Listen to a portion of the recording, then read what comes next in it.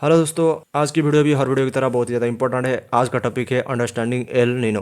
पिछला वीडियो जो कि मेरा था इंडियन मानसून के ऊपर, जहां पे मैंने एल नीनो और ला नीना के बारे में बात किया था और मैंने वहां पे बोला था कि अगर आपको सेपरेट वीडियो चाहिए तो आप कमेंट करो। तो आज मैं वही वीडियो लेकर आ चुका हूँ। Impacts, causes and global in significance. Hindi में पढ़ना है तो पढ़ सकते हो। प्रभाव, कारण और वैश्विक महत्व एल नीनो का आज सब कुछ जानेंगे। पूरे डिटेल में वीडियो होने वाला है, तो वीडियो को बिल्कुल भी स्किप मत करना। तो मैं वीडियो शुरू करूँ उससे पहले आप ये वीडियो देख लो तो आपको थोड़ा सा अंडरस्टैंडिंग आ जाएगा। El Nino, the world's biggest climate phenomenon, returned stronger than ever in 1997. Satellite, ship, and buoy observations show the onset of this warming of the eastern Pacific Ocean as early as May. El Nino globally changes precipitation and temperature patterns, often with destructive results. Visualizing how three key data sets differ from normal conditions reveals the magnitude of the 1997-98 event and gives new insights into how the ocean and atmosphere couple to produce El Nino. First, we look at sea surface height. The gray sheet rises and dips as much as 30 centimeters from normal. Next, we map sea surface temperature. Red is 5 degrees Celsius above normal, and blue 5 degrees below normal. Finally, black arrows are added to mark sea surface winds. A weakening of the trade winds in the far western Pacific fuels an eastward moving wave. Sea level is raised as the wind-swept wave progresses. The wave's arrival at the South American coast reduces the normal upwelling of cold water and warms the surface by as much as 5 degrees Celsius. Intense atmospheric convection associated with equatorial ocean warming causes local winds to converge, abating the trade wind's strength and extending the warm pool of water into the eastern Pacific. Beneath the ocean surface, warm and cold waters are separated by the thermocline, a boundary at 20 degrees Celsius. El Nino flattens the thermocline, squeezing the warm bulge of water eastward into a long, shallow pool. As scientists collect more detailed data through efforts such as NASA's Earth Observing System, visualization will be crucial in probing the elaborate interactions and far-flung effects. हमारे topic को आगे बढ़ाते हैं और discuss करते हैं कि क्या है एल नीनो। देखिए, इंट्रोडक्शन। एल नीनो क्या है? El Nino is a climate phenomena characterized by unusual warming of surface waters in the central and eastern tropical Pacific Ocean. हमने बात कर दिया, ये ईस्टर्न कौन सा कोस्ट है? साउथ अमेरिका का पेरू कोस्ट है। तो वहाँ पे लगभग वहाँ से गर्म वाटर पानी चला आता है, लेकिन यहाँ पे क्या होता है, वो गर्म हो रहा है क्योंकि पानी वहीं पे जा रहा है। ट्रेड विंड वीक हो रहा है, उल्टा चल रहा है। इम्पैक्ट्स क्या होता है आपको पता है, वेदर पैटर्न पर तो इम्पैक्ट होगा, क्योंकि जहाँ पे लो प्रेशर होना चाहिए वहाँ पे हाई प्रेशर हो रहा है, क्योंकि गर्म पानी वहाँ पे चला गया तो वहाँ पे लो प्रेशर होगा, वहाँ पे बारिश होगा। और जहाँ पे बारिश चाहिए ऑस्ट्रेलिया के पास, वहाँ पे आपको ड्रॉट दिखने मिलेगा। इंडिया में भी आपको ड्रॉट दिखने मिलेगा। तो इकोनॉमिक्स पे भी, फिशरी इंडस्ट्री पे भी बहुत ही ज़्यादा नुकसान होगा। पानी अगर वहाँ से चला आता है तो पेरू कोस्ट पे अपवेलिंग होता है और बहुत अच्छा आपको फिशरी इंडस्ट्रीज देखने को मिलेगा। लेकिन इस कंडीशन पे क्या होता है ना, वहाँ पे पानी जाता है तो अपवेलिंग नहीं हो पाता है। ऊपर पानी रहेगा तो नीचे से पानी नहीं आएगा, तो वहाँ पे फिशरी इंडस्ट्री वीक हो जाता है, बंद हो जाता है। ओके, ये देख सकते हो आप इमेज के माध्यम से। ये जो आपको रेड रेड दोनों दिख रहा है, वार्म वार्म लिखा है, ये है पेरू कोस्ट। वहाँ से गर्म पानी, ये जो वेट लिखा हुआ है ना, ड्राई एंड कूल, वहाँ तक चला आना चाहिए था। एल नीनो के कंडीशन में वो उल्टा चल रहा है ट्रेड विंड, तो गर्म पानी सारा पेरू कोस्ट पे जा रहा है, तो वहाँ पे बारिश वगैरह होगा। अपवेलिंग पानी का नहीं होगा, पानी आपका सफिशेंट मिलेगा। वही तो गर्म खराब है कि फिशरी इंडस्ट्रीज वहाँ पे वर्क नहीं कर पाएगा। और यहाँ पे जो ड्राई कूल दिख रहा है, इंडिया के ऊपर भी ड्राई दिख रहा है, तो यहाँ पे ड्रॉट आ जाएगा क्योंकि बारिश नहीं होगा, क्योंकि यहाँ पे हाई प्रेशर हमेशा बना रहेगा।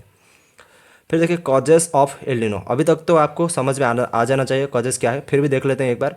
वीकिंग ऑफ ट्रेड विंड्स, ये तो पहला कॉज है। Weakening of trade winds, trade winds east से वेस्ट चलना चाहिए, लेकिन इस केस में इतना वीक हो जाता है कि वेस्ट से ईस्ट चला जाता है, तो पानी को भी ले चलता है। फिर आता है reversal of ocean currents in the Pacific Ocean. Obvious सी बात है, जब ट्रेड विंड्स वीक हुआ, उल्टा चला, तो करंट जो ओशन करंट था वो भी उल्टा चलने लगता है, पानी भी उल्टा चलने लगता है। Build up of warm water near south America. South America के पास जब उल्टा चलता है तो साउथ अमेरिका के पास कोल्ड वाटर होने के बजाय क्या हो जाता है, गर्म पानी चला जाता है वहाँ पे। फिर link to El Nino south oscillation cycle, ENSO cycle बोलते हैं, इसके बारे में हमें अभी पता चलेगा, अभी दिखाता हूँ आपको। अभी हिंदी आप चाहो तो पढ़ सकते हो। फेजेस ऑफ एनसो, एनसो क्या है देखिए, एल नीनो इसका 3 फेजेस है।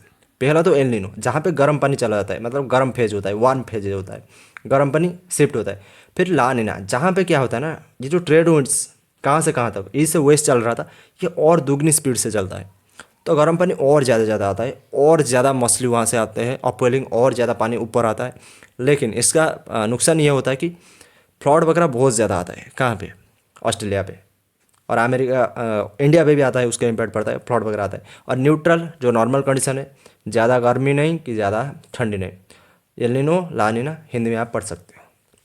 फिर आता है कैरेक्टरिस्टिक्स ऑफ एल नीनो, क्या है, पहला है increase sea surface temperatures in the central eastern Pacific. आपको दिखाया पानी वहाँ पे गया सरफेस वाटर, तो वहाँ पे पानी का जो टेम्परेचर था वो वहाँ पे हाई हो गया, जबकि ऑस्ट्रेलिया के पास हाई होना चाहिए था, लेकिन वहाँ पे गया तो वहाँ पे हाई हो गया।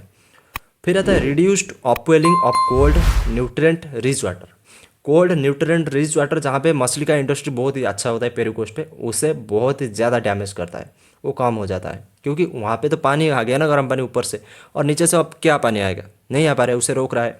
फिर आता है disruption of normal weather pattern, obviously बिल्कुल रिवर्स कर देता है नॉर्मल कंडीशन को। फिर आता है ग्लोबल इम्पैक्ट्स, ग्लोबल इम्पैक्ट्स क्या है, वेदर पे क्या इम्पैक्ट्स पड़ता है। पहला है ड्रॉट इन ऑस्ट्रेलिया, ऑब्वियस सी बात है, हाई प्रेशर बना रहेगा ऑस्ट्रेलिया के ऊपर, इंडोनेशिया के ऊपर, इंडिया के ऊपर ड्रॉट आता है। Okay, heavy rainfall in south America, जहाँ पे रेन नहीं होना चाहिए पेरू कोस्ट पे, वहाँ पे बहुत ही ज़्यादा रेन होता है, जो कि फिशर इंडस्ट्री को डैमेज करता है। हमने ये जो आपको मैंने पहले वीडियो देखा है, उसे देखने के बाद आपको सब कुछ समझ में आ जाना चाहिए। फिर आता है इकोसिस्टम को क्या डैमेज करता है, कोरल ब्लीचिंग। ये कोरल ब्लीचिंग होता है क्या है, देखिए कोरल जिसको बोलते हैं प्रोबाल, और शैवाल जिसे आल्गी बोलते हैं, कोरल और आल्गी ये मिलकर रहते हैं। क्यों मिलकर रहते हैं, क्योंकि आल्गी को चाहिए पोषण, खाना चाहिए, और इसे चाहिए कोरल को चाहिए घर, तो ये जब चाहिए तो ये दोनों मिलके रहते हैं। लेकिन जब कोरल ब्लीचिंग होता है तो क्या होता है, जो प्रॉबल होते हैं, जो कोरल होते हैं, वो क्या करते हैं, शैवाल को अपने से अलग कर लेते हैं। ओके, इससे वो मरते नहीं हैं पूरी तरह से, लेकिन वो बहुत ही ज़्यादा सीक हो जाते हैं। ओके, तो इसे बोलते हैं कोरल ब्लीचिंग। फिर क्या होता है, फिर उसके बाद होता है एक डिस्टर्बटेड फिश माइग्रेशन, ऑब्वियसली बात है, फिश जो तो नीचे से ऊपर आना चाहिए था पेरू कोस्ट पे, वो वहाँ पे नहीं आ पा रहे, तो माइग्रेट भी नहीं कर पा रहे। ओके, इकोनॉमी को क्या डैमेज करेगा, पहले तो एग्रीकल्चर लॉस होगा, बारिश नहीं होगा, मानसून नहीं आएगा, तो इंडिया में कितना ज़्यादा लॉस होगा आपको पता होना चाहिए।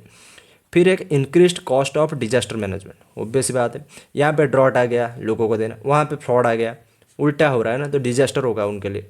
फिर नॉर्मल वर्सेस एल नीनो आप देख सकते हो, लेफ्ट साइड पे नॉर्मल और राइट साइड पे एल नीनो।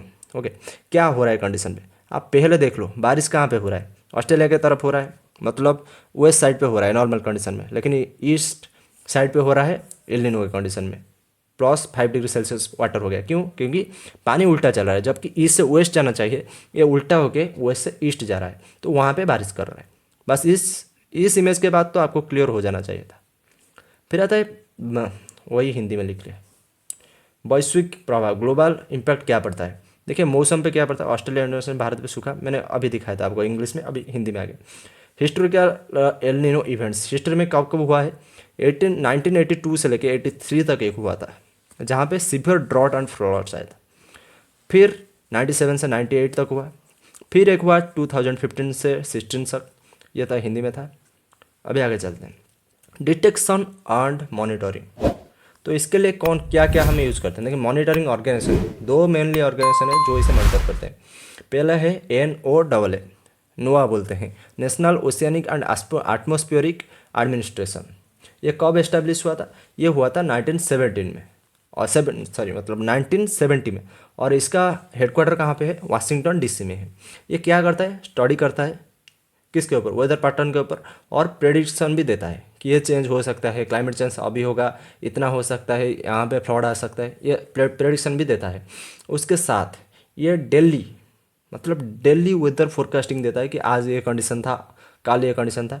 और उसके बाद आता है एक WMO, वर्ल्ड मेट्रोलॉजिकल ऑर्गेनाइजेशन। ये कब एस्टेब्लिश हुआ था, 1950 में। ये भी वही काम करता है, फोकसेस ऑन वही वेदर, क्लाइमेट और वाटर पे फोकस करता है। और इसका हेडक्वार्टर है जेनेवा, स्विट्जरलैंड पे। हेडक्वार्टर जो याद रखना है तो रख सकते हो। पहला क्या है वाशिंगटन डीसी में, सेकंड का है जेनेवा स्विट्जरलैंड पे। और हम कौन कौन सा टूल यूज़ करते हैं जानने के लिए। पहला है सैटेलाइट इमेजरी। सैटेलाइट्स के इमेज से हम बहुत कुछ जान सकते हैं कि कहाँ से कैसा पैटर्न है, कहाँ से ड्रॉट आ रहा है, कहाँ पे ज़्यादा बारिश हो रहा है। फिर ओसेनिक बुआस, अभी दिखा हूँ आपको हिंदी वर्सन, आप देख लो, एक बार हिंदी देख लो, बताऊँगा उसके बारे में। देखिए महासागर बुआ, बुआ मतलब आप समझ रहे हो ना, बुआ जी, वो बुआ नहीं है यहाँ पे, वो बुआ आप नहीं समझ रहे। ये बुआ क्या है, ये एक ऐसा प्लेटफॉर्म से जो कि फ्लोट करता है, कहाँ पे, ओशन के ऊपर फ्लोट करता है और डाटा कलेक्ट करता है कि नीचे क्या चल रहा है, कितना डिग्री गर्म है पानी, ये सब ये कलेक्ट करता है, इसे बोलते हैं ओशियनिक बुआ। और उपग्रह चित्र तो अभी बताया, और नोआ WMO हमने देख लिया। अभी आता है future of El Nino. El Nino का फ्यूचर क्या है, role of climate change in intensifying El Nino events. जब क्लाइमेट चेंज होगा तो यहाँ पे गर्मी नहीं होगी, वहाँ पे गर्मी होगा, तो पानी गर्मी का कंडीशन बढ़ेगा। और ये भी बताया गया है कि जब क्लाइमेट चेंज होगा तो बहुत ही ज़्यादा वीक होने वाला है ट्रेड विंड्स, तो एल नीनो के इवेंट्स तो मोस्ट दिखेगा। फिर projections for frequent and severity, जलवायु परिवर्तन के कारण होगा, और उसके साथ आवृत्ति और गंभीरता के लिए प्रक्षेपण भी करेगा। फिर आता है कंक्लूजन, ये लास्ट स्लाइड है। इतने देर तक देखने के लिए शुक्रिया। अभी देखते हैं कंक्लूजन क्या है। El Nino significantly impacts global weather, ecosystems and economics impact कर रहा है, लेकिन हमें प्रिपेयर रहना पड़ेगा और मिटिगेट करना पड़ेगा, इसे कम करना पड़ेगा। आर क्रूशियल फॉर मिनिमाइजिंग, हमें इसे कम करना ही पड़ेगा, इसके लिए हमें प्रिपेयर रहना पड़ेगा। तो धन्यवाद, आप लोग ने इतना देर तक मेरा वीडियो देखा। मैं ये समझता हूँ कि आपको क्लियर हो गया होगा। तो नमस्ते, मिलते हैं नेक्स्ट वीडियो में, तब तक के लिए धन्यवाद, रहते हैं।